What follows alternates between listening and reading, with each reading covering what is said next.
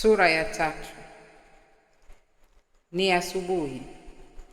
Ridhaa ameketi kwenye chumba cha mapokezi katika uwanja wa kimataifa wa ndege wa Rupia. Macho yake ambayo tangu hapo yamechoka kutarajia ameyatunga kwenye dari ya chumba hiki. Anagota sakafu kwa viatu vyake kana kwamba anataka kupata habari fulani kutoka kwayo. Anayemtazama anajua kuwa huyu ni mja mwenye jakamoyo kuu. Hamu yake kuu ni kumwona mwanawe Mwangeka akiwa mzima. Baada ya kuishi katika msitu wa mamba kwa miezi 6, Ridhaa Kaizari na familia yake walibahatika kurudi nyumbani kufuatia mradi ulioitwa na wanaharakati wa kupigania haki za kibinadamu, Operesheni Rudi Edeni. Asubuhi hiyo ya kuhawilishwa kutoka msitu wa mamba, Ridhaa alihisi kama anayetoka Kanani kwenda Misri. Hakuwa na matumaini ya maisha bora, hasa alipokumbuka kuwa hakuwa na mwenzi wala mtoto wa kuendea. Siku walipoambiwa kuwa watarudishwa kwao ilikuwa siku ya hisia mseto kwa wengi. Hata sasa Ridhaa anapopiga darubini nyuma, anakumbuka Selume alipokuja kwake. Macho yamemwiva kwa kilio. Analia kwa sababu hajui ataenda wapi. Mume wake anasemekana na wambea amekwisha kuoa msichana wa kikwao. Mwanawe Sara huyo hajui kama watawahi kukutana tena. Baba mtu alimkatalia katakata. Usilie mwenzangu, alisema Ridhaa. Wewe una bahati. Angaa unajua kuwa mwanao yu hai chini ya hifadhi ya babake. Hawezi kumdhuru. Simba hata akawa mkali vipi, ni muhali kumrarua mwanawe. Na wewe Mungu kakupa siha na uzima. Unaweza ukajitegemea, una kisomo. Hapo ulipo umehitimu kama mkunga, japo hujawahi kuifanya kazi yenyewe. Siku za kuwa mke wa nyumbani zimekwisha. Tukifanikiwa kufika nyumbani salama, nitakutambulisha kwa mkuu wa idara ya afya ya jamii katika hospitali kuu ya Tumaini. Ataweza kukuelekeza, huenda hata akakupa kazi. Hata Ridhaa anapowaza haya, Selume amekwisha kuajiriwa kama muuguzi katika hospitali ndogo iliyojengwa karibu na kambi ya WWHN. Ridhaa anakumbuka jinsi kadhia iliyompoka familia yake ilivyomkutanisha na watu kama huyu Selume, ambao kwa kweli angewaita ndugu. Katika msitu wa mamba alikuwa amesaidiwa kukabiliana na msiba wa kuipoteza akraba yake. Udugu na utangamano na wakimbizi wenzake uliyahuisha maisha yake, akayajenga upya. Ukamfunza zaidi kuhusu thamani ya binadamu. Hakuwa tena yule Ridhaa aliyeishi kwenye kasri, anaendeleza shughuli za kimatibabu bila kuwa na mwao na adha hasa zilizowatafuna binadamu wengi katika jamii pana ya wahifidhina. Si kwamba Ridhaa alikuwa mkono wa birika, la. Ridhaa aliwasaidia watu aliotagusana nao kwa karibu. Hata hivyo, lililoendelea hasa nje ya mipaka ya ujirani wake halikumshughulisha mno. Masuala aliyomshughulisha zaidi ni yale yaliyohusu afya ya kijamii, hususan yale yaliyolenga wakfu aliyouongoza. Sasa anajua kuwa kuna kupata na kukosa. Anajua kuwa uzima ni upande mwingine wa mauti. Kwenye msitu wa mamba, Ridhaa aliweza kupata huduma za ushauri na uelekezaji kutoka kwa wataalamu mbalimbali. Aliweza kuudhibiti ugonjwa wa shinikizo la damu ambao ulitokana na mshtuko wa kupoteza jamaa na mali yake dafrao moja. Awali akijihisi kama yule Ayubu kwenye kitabu kitakatifu ambaye Ibilisi aliifakamia familia na mali yake takriban kutwa moja. Hata alipotoka kwenye msitu alijiona kuwa na nafuu. Alijihisi kiumbe kipya. Wapwa zake Mwanaheri na Lime walikuwa wamepata matibabu. Walikuwa wamehudumiwa na vijana wenzao ambao walitumwa na mashirika yasiyo ya kiserikali kutoa huduma za ushauri na uelekezaji katika maeneo mbalimbali ili kupunguza makali ya athari za tandabelua za baada ya kutawazwa kwa kiongozi mpya. Dada yake Subira alitibiwa akapona. Mamu wake Kaisari amepona donda lililosababishwa na kuwatazama mabinti zake wakitendewa ukaini na vijana wenzao. Lililobaki kwa Kaisari ni kovu ambalo bila shaka ataliuguza daima. Ridhaa anajua kuwa Kaisari ni afadhali kwa sababu hakuna aliyemtenga na mmoja kati ya jamaa zake. Hata Ridhaa anapomfikiria Kaisari anajiambia, heri nusu shari kuliko shari kamili. Hata alipoketi akimngojea Mwangeka, Ridhaa hakuweza kusahau jinsi alivyosikia aliporudi tena kwenye ganjo lake siku ile. Hisia za manyezi zilimpakata kukutu. Mwili mzima ukamsisimka. Uchungu mkali ukampanda kwenye uti wa mgongo. Malaika yakamsimama, majasho yakamwagika katika baridi ile ya kipupwe. Akanyong'onyea na hatimaye kuzirai. Alipozunduka alijipata pale pale katikati mwa kiunzi cha sebule ya lililokuwa kasri lake. Hapo ndipo wanawe Tila na Mwangeka walipokuwa wadogo walizoea kumkimbilia kila mara alipotoka kwenye shughuli zake za kikazi. Hapo ndipo kijukuu chake kilipozoea kutembea tata na kumwita bubu, naye kila mara akikirekebisha, sema babu. Kijukuu kingemtazama kwa utukutu wa kitoto na kusema bubu. Hapo Ridhaa angecheka hadi machozi yakamtoka. Sasa haya yote hayapo. Hazipo pia zile pambaja za mkewe Teri, haupo ule utani wa mkewe. Umesahau kuwa umekuwa babu? Chepeo utaacha lini kuvaa? Haya imekuandama tangu siku ukimtongoza fulani, siku za kuchora ramani ya Afrika kwa vianda vya miguu hadi sasa? Ama ni hizo mvi unaficha? Nasikia ile midlife crisis ikiwashika wazee ndio hivyo, Teri angesema. Ridhaa alikuwa amejifunza kupuuza utani wa mkewe kwa kusema, sema unavutiwa tu. Chepeo hii ndiyo iliyokupa usingizi wa mang'amu siku hizo, sasa waiona udhia? Ama ni mambo ya kisebusebu na kiroho kipapo? Hapo Teri angehizika na kuinamisha kichwa. Ridhaa angekuwa ameshinda. Uyabusi uliouhisi wakati alipokuwa akifikiria haya sebuleni pake siku ile hausemeki. Alilitazama gofu hili kana kwamba analitazama miezi 6 iliyopita. Uyabisi huu ndio unamkumbatia sasa. Hata anapojua fika kuwa anamngojea mmoja wa wanao. Polepole mwenye jukwaa la akili yake kunaanza kuingizwa mchezo wa maisha yake kabla ya kufikwa na yaliyomfika. Anamwona mwanawe Tila akitoka shuleni na kuweka mkoba wake juu ya meza.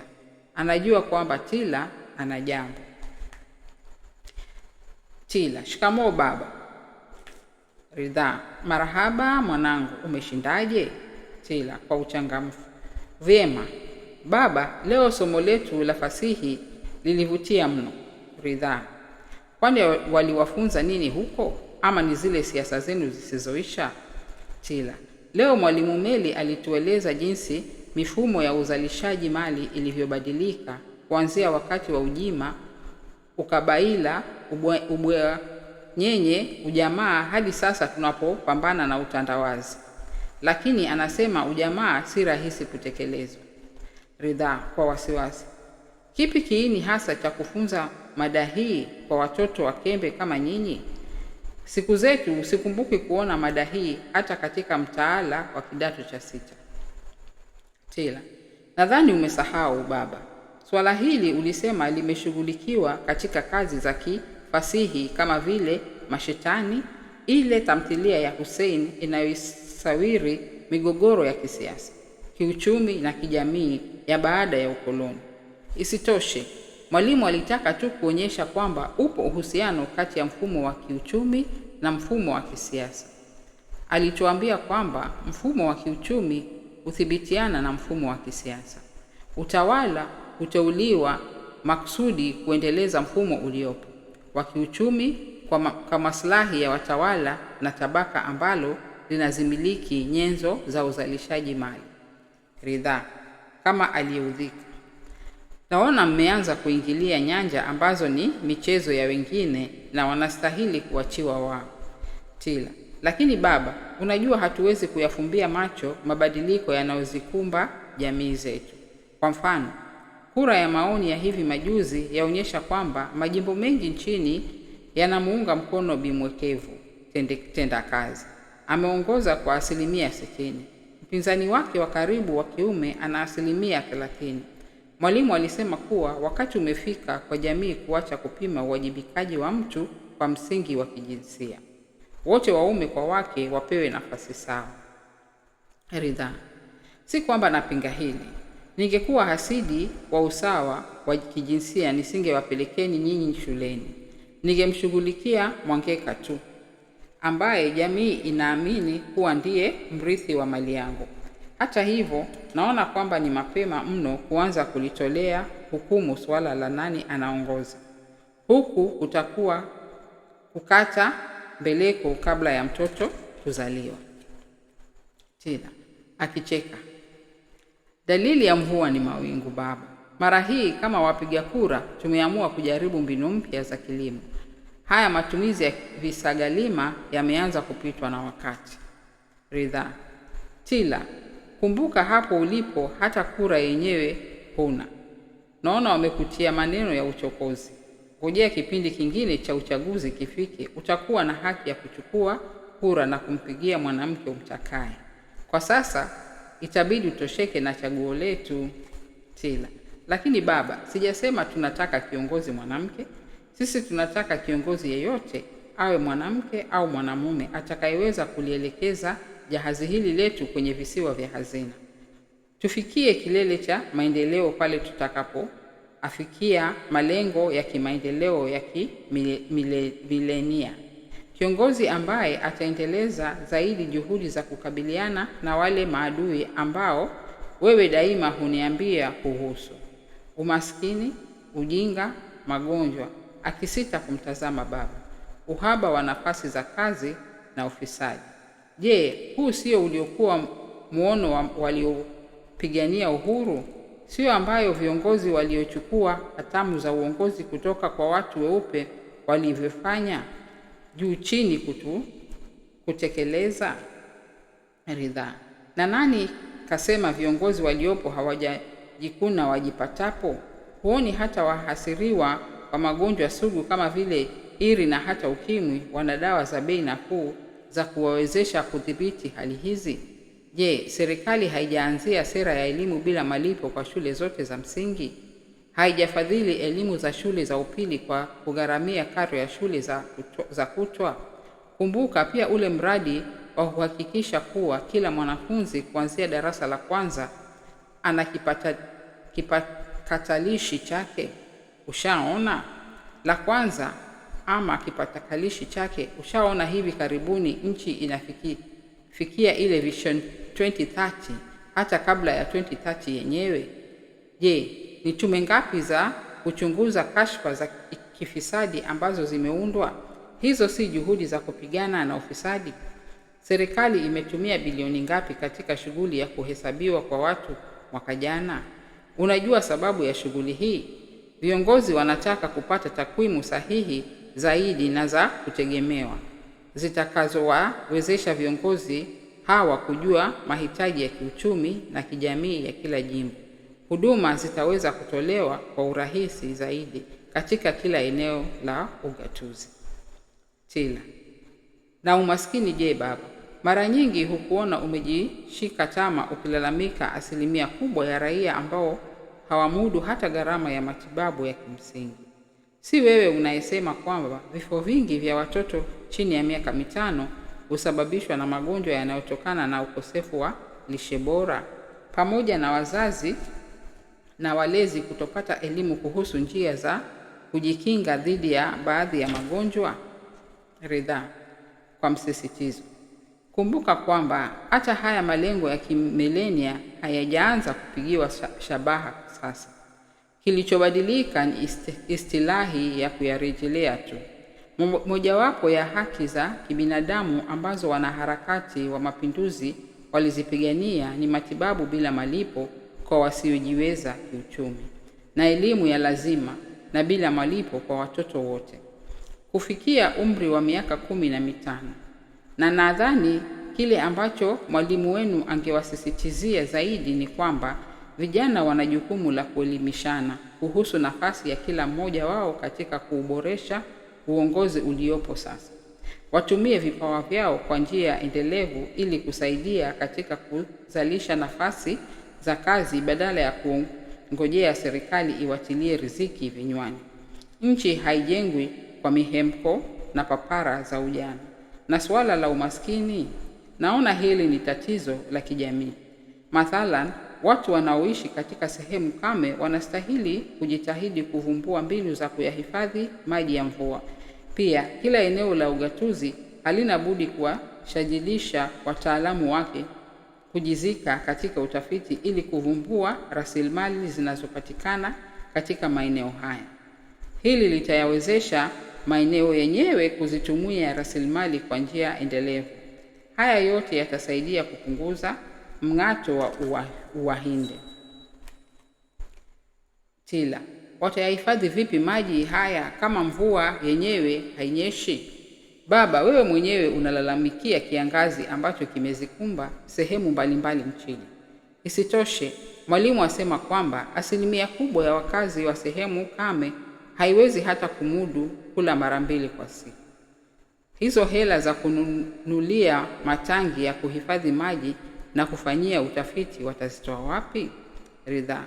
Basi watumie maji ya mabomba, si lazima wahifadhi ya mvua. Na huyo mwalimu naona anapanda mbegu za uhasama kati ya viongozi na vijana. Vijana hawapasi kungojea kufanyiwa kila kitu. Tumewapa nyavu za kuvulia, nao wanaona wangoje kuletewa samaki. Tila. Akionyesha kuvunjika moyo. Baba, umekuwa kama mke wa yule kiongozi wa Kifaransa unainiambia wewe kila mara, ambaye alipoambiwa kuwa wanyonge hawakuwa na mkate alisema, if there is no bread, let them eat cake. Watu wengi huko mashambani hutegemea mashamba. Mvua haijakubali kunyesha kwa muda. Wengi nao wanaofanya kazi za ajiria hufanya kazi na kijungu jiko. Sasa mabomba yatatoka wapi? Na hata kama mabomba yenyewe yangekuwepo, juzi nimesikia katika runinga kuwa bwawa la Fanisi ambalo ndilo linalotegemewa sana kutoa maji kwenye sehemu kame halitasambaza maji tena kwa sababu kiwango cha maji kimeshuka sana. Mabomba yenyewe yamejikaukia. Ridhaa. Serikali imeanzisha mpango wa kusambaza huduma za maji na umeme katika sehemu za mashambani, hususan zile kame. Wanachohitaji ni subira tu. Na nadhani mwalimu wenu alisahau kuwaambia kuwa katika baadhi ya sehemu mna machimbo ya mawe ya ujenzi, vito na hazina za mafuta. Wenyeji wana jukumu la kutumia rasilimali hizi kujiendeleza. Tila. Alituambia hayo pia, lakini tayari kuna kampuni za kibinafsi ambazo zimetumwa huko kuchimbua madini haya. Isitoshe, Kampuni zilizoshinda zabuni za kuyachimbua madini haya ni za kigeni. Uchimbaji wenyewe unafadhiliwa na wawekaji wa kigeni. Raia watafaidika vipi? Fedha zinazotokana na rasilimali hii yahofiwa kuwa zitaishia kwenye mifuko ya wageni. Zinatumwa kuendeleza nchi za hao wawekezaji wanaodaiwa kuwa wahisani. Ridhaa: ni kweli, lakini kumbuka kampuni hizi zimebuni nafasi za kazi. Wenyeji wamepata ajira. Tila: ambayo mshahara wake ni mkia wa mbuzi. Baba, kile ambacho raia wanahitaji ni mabadiliko ya mara kwa mara ya uongozi na sera zenyewe za uongozi. Na naona awamu hii, kama asemavyo Mwalimu, wingu la mabadiliko limetanda. Ridhaa hakuacha kushangazwa na upevu wa mawazo wa mwanawe Tila. Waliweza kukesha wakijadiliana kuhusu masuala nyeti kana kwamba wao walikuwa marika. Tila alipenda sana masuala yaliyohusiana na sheria, haki na siasa. Alijua kuwa siku moja atakuwa jaji katika mahakama kuu. Siku hiyo alizoea kumwambia babake, ndipo kesi za jinai ambazo zimeselelea mahakamani kwa miongo 2 au zaidi bila kusikizwa, faili zake zitakapopatikana zilikojifungia na kesi kuamuliwa, ndipo washukiwa ambao wamewekwa rumande kwa miaka yote hiyo watakapoonja utamu wa haki. Sasa Ridhaa anapotazama picha iliyo mbele ya macho yake, akili yake anajua fika kuwa Tila wake hayuko. Kilichobaki ni kumbukumbu zake, kumbukumbu ambazo zinang'ata kama mkia wa nge, kumbukumbu ambazo kila mara zilifungua chemichemi za machozi yakalovya kifua chake. Sasa anapotazama nyuma, anaona kuwa ule utabiri wa wingu la mabadiliko wa Mwalimu ulikuja kutimia. Viongozi wengi wa awamu ya awali walibwagwa chini na vijana chipukizi. La kuhuzunisha ni kwamba wengi walishindwa kabisa kukubali ushindi, hasa yule ambaye alikuwa anagombea kilelecha cha uongozi. Kulingana naye, nafasi hii iliumbiwa mwanamume na kupewa mwanamke. Ni maonevu yasiyovumilika. Alipita kila mahali akisema, hili ni wingu la kupita, na bila shaka wingu la kupita halipasi kumtia mkulima matumaini. Tutapambana, sheria tunaijua.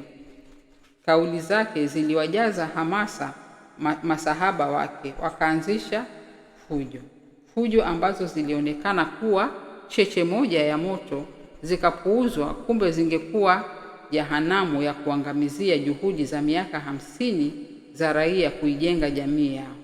Cheche hizi ndizo zilizoichoma aila ya Ridhaa, ndizo zinazounguza moyo wake hata sasa.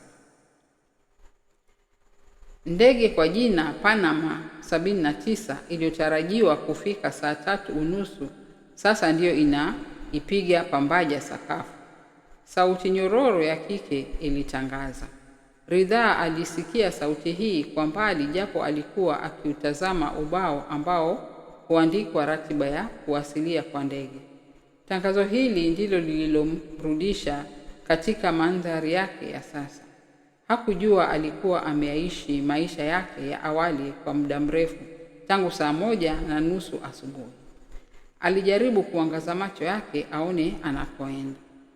Macho yalijaa uzito wa machozi ambayo alikuwa ameyaacha ya mchome na kutiririka yatakavyo. Alikihimizi kiwiliwili chake kikaamka. Anakwenda kumlaki mwanawe. Mtu na mwanawe walitazamana kimya, kila mmoja akitweta kwa mpigo wa kasi wa moyo. Wanataka kukimbiliana na kuvaana, ila hakuna anayetaka kuanza. Umbali ulio kati yao, japo ni hatua 3 tu, waonekana kama upana wa bahari na Shamu wakati wa Israeli walipokuwa wakikamia wokovu wao kutokana na dhuluma ya Wamisri. Ridhaa alihisi kana kwamba anaona mzuka wa Mwangeka, ingawa Mwangeka alimtumia barua meme kila uchao. Baba mtu hakuamini kuwa angerudi nyumbani akiwa hai. Alikuwa ameumwa na nyoka. bafe hasa. Na bila shaka mwenye kuumwa na nyoka akiona ung'ong'o hushtuka. Polepole picha halisi ya mwanawe ilianza kurejea akilini. Ikamsadikisha kuwa anayemkazia macho ni kifungua mimba wake. Fahari ya uzazi na ulezi iliyeyusha woga na shaka. Akanyosha mikono yake kumkumbatia mwanawe. Mwangeka alijitupa kifuani mwa babake kwa mwanguko mkubwa, jinsi alivyozoea kumwangukia zamani akiwa amelala juu ya kochi, wakati akimwigizia mpiganaji miereka maarufu kwa jina Yoko au Yokozuna. Ila wakati huu Ridhaa hakumkemea mwanawe kwa kile alichozoea kukiita roughness. Alikiacha kitendo hiki kiyafufue maisha yake na familia yake. Walishikana kukutu, kila mmoja akimwambia mwenzake kimoyomoyo, ni hai, sijafa. Ikawa ni kama Yesu anamhakikishia Tomaso asiamini. Tazama hii mikono yangu. Nipe mkono wako utie ubavuni mwangu. Usikose kuamini tena. Amini, Mwangeka alidiriki kusema. Baba yangu. Mwanangu, karibu nyumbani. Karibu kwenu. Sikujua kama tutawahi kukutana ukiwa hai.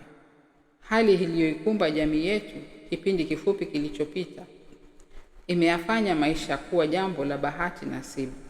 Huko ulikoenda ulitumwa kudumisha amani, kujenga. Sasa unarejea kwenu kupata tumekuporomosha kwa viganja vyetu wenyewe. Na kusikitikia mwanangu, kuwa huna hata familia ya kuendea. Wanuna wako wote wameangamia. Mkaza mwanangu na maskini mwanao waliunguzwa na moto. Wasibaki hata mafuzu ya kuzika. Huna hata makaburi ya kuwekea hayo makoja ya maua unayoyatunga akilini mwako. Mwangeka aliinua kipaji chake akatazamana na baba yake. Baba amekonga zaidi. Uso wake umemshamiri weusi na unyonge. Alijisemea akilini. Sasa amemshabihi babu Mwimo zaidi, hasa kule kupwaya kwa ngozi yake.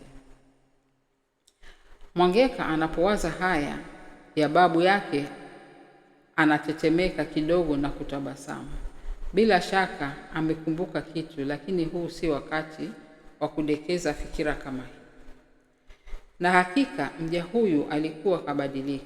Si yule Ridhaa ambaye Mwangeka alizoea kumuona miaka michache iliyopita. Si yule baba ambaye angekimbizana naye kila jioni wakicheza mchezo wa baba na mwana, akiingia mvunguni mwa meza nyuma ya milango. Siye baba ambaye Mwangeka kwa utundu wake wa kitoto angemnyang'anya stetoskopu yake na kuitia kwenye shingo yake yeye Mwangeka, kisha anamlaza baba yake juu ya kochi. Baba ni mgonjwa wa Dr. Mwangeka. Daktari anausikiliza mpigo wa moyo kwa muwele wake. Baba mtu akijaribu kufurukuta anatishiwa kudungwa sindano. Siye hata kidogo. Kilichobakia ni lile tabasamu lake la daima. Tabasamu lililozoea kumhakikishia usalama siku zote. Tabasamu ambalo lilidhihirisha meno meupe pepepe yenye mwanya mkubwa wa kuvutia. Ridhaa alikuwa amezoea kumwambia Mwangeka kuwa mwanya huo ndio ndoana ambayo aliitumia kumvulia mama yake. Hata Mwangeka anapolitazama tabasamu hili sasa hivi, hanahisi kwamba amezingirwa na uzio imara. Sasa anajua yote ni salama.